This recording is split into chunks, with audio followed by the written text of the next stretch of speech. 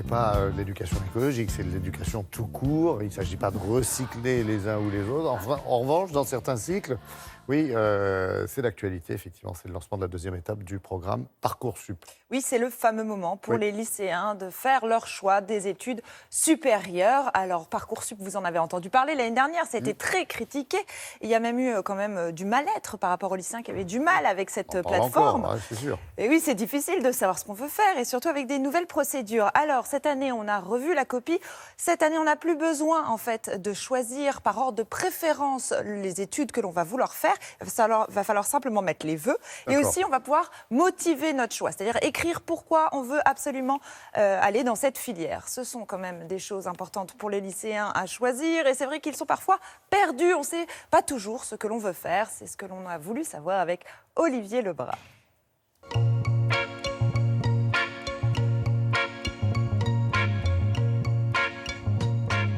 Bonjour.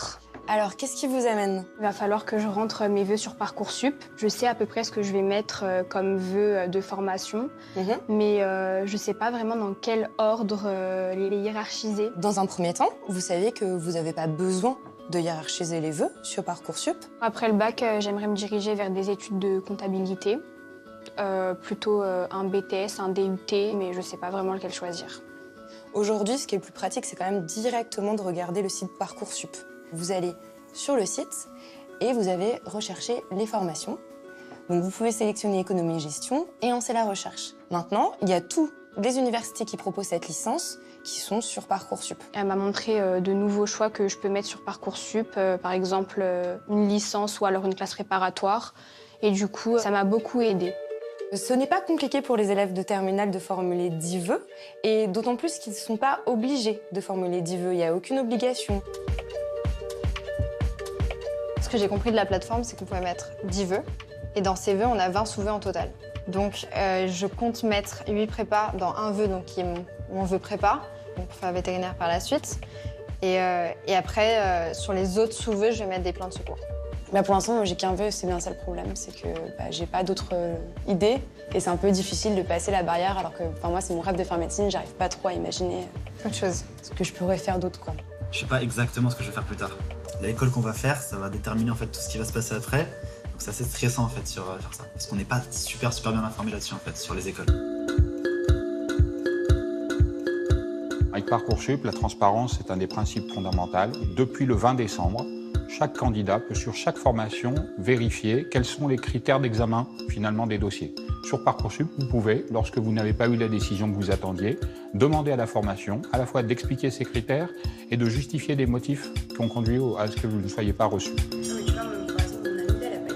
C'est bien de pouvoir défendre son dossier avec notre lettre de motivation en disant ce qu'on fait, qui on est et pourquoi on veut cette école. Au prépa, je vais vraiment dire que vétérinaire, c'est le métier que je veux faire depuis que je suis toute petite et insister dessus. Et sans la lettre de motivation, les écoles, elles ne pouvaient pas le savoir avant. Nous avons créé des leviers dans la plateforme pour que les recteurs travaillent avec les formations pour se donner des ambitions sur la mobilité géographique et puis sur la mobilité sociale, mais également sur les bacheliers professionnels et les bacheliers technologiques pour qu'ils puissent aller de manière prioritaire sur les filières courtes. Ce sont les formations dans lesquelles ils réussissent le mieux et nous allons les encourager avec une vraie priorité. Demain, c'est le choix, mais il n'y a pas que demain, il y a d'autres jours, quand même, non? Oui, je vous rassure, vous avez quand même quelques semaines et vous allez pouvoir donc parler à vos parents, à vos tantes, à vos sœurs, également aux conseillers d'orientation, aux professeurs, au CIO, parce que c'est vrai qu'on ne sait pas toujours où aller. À vos tuteurs de stage. C'est bien ça aussi. Quand vous faites les stages, oui. Mais c'est vrai qu'il va falloir faire vos choix et vous avez donc jusqu'au 14 mars minuit. Et ça, c'est important, au moins remplir vos choix. Après, vous avez le temps de remplir la motivation, ce qu'on voyait effectivement que les jeunes filles voulaient faire. Vous pouvez expliquer pourquoi vous voulez entrer dans cette filière. Ça, vous avez le temps, vous avez jusqu'au 3 avril pour affiner votre dossier. Donc, alors, attendez, après, là, 14 mars jusqu'à minuit, après 3 avril, là, on remplit, boum. bam, on clique et là, on attend. On attend jusqu'au 15 mai. Attention, le 15 mai, ça arrive. Ah non, jusqu'au 15 mai. Non, au 15 mai, on est un peu fébrile et commencent à arriver les réponses à ce moment-là. Alors là, il faut consulter son espace candidat. Et là, ça devient technique parce que vous avez des jours différents pour répondre, des temps différents. C'est-à-dire qu'entre le 10 et le 19 mai, vous avez 5 jours pour répondre. Et à partir du 20 mai, vous n'avez plus que 3 jours. Donc, soyez vigilants, consultez régulièrement votre espace candidat. Et après, bien entendu, les lycéens passent le bac. Ils l'obtiennent. bien entendu, bien sûr, avec tout des le monde. mentions et tout. Et la fin du Parcoursup, c'est le 19 juillet. Comme ça, on va pouvoir passer un été plus tranquille. C'est ce qui avait été reproché l'année dernière. Et donc, cette année, on essaie de réduire un peu tous ces délais.